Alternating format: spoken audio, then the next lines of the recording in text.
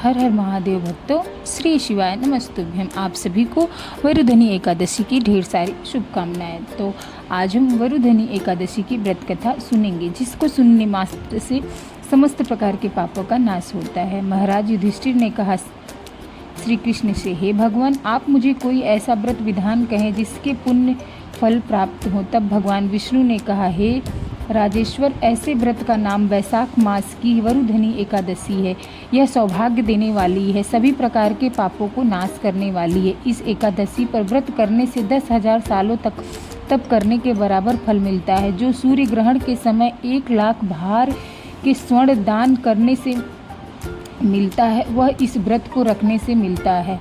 ऐसा कहा जाता है कि हाथी दान, घोड़े दान, स्वर्ण दान, अन्न दान और अन्य दानों के बराबर कोई दान श्रेष्ठ नहीं है।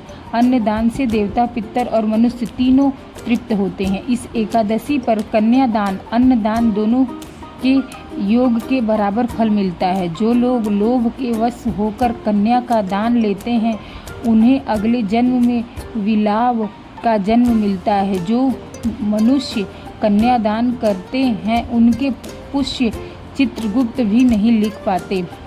इस दिन कांसे के बर्तन में भोजन, मांस खाना, मसूर दाल, चना, कोदो, साग, मधु, दूसरे का अन्न, सभी संभोग और दूसरी का भोजन नहीं करना चाहिए। प्राचीन समय में नर्मदा नदी के किनारे माधंता नामक एक राजा रहते थे। राजा का धर्म निभाने के साथ ही वह जप तप करते रहते थे, साथ ही प्रजा के प्रति दया भाव रखते थे। एक बार वह तपस्या में लीन थे तो एक भालू ने उनका पैर चबा लिया और राजा को जंगल की ओर खींच ले गया। तब राजा ने विष्णु भगवान से प्रार्थना की। भक्त की पुकार सुनकर पहुँचे विष्णु भगवान ने अपने चक्र से भालू को मार डाला, लेकिन राजा का पैर भालू ने नोच कर खा लिया।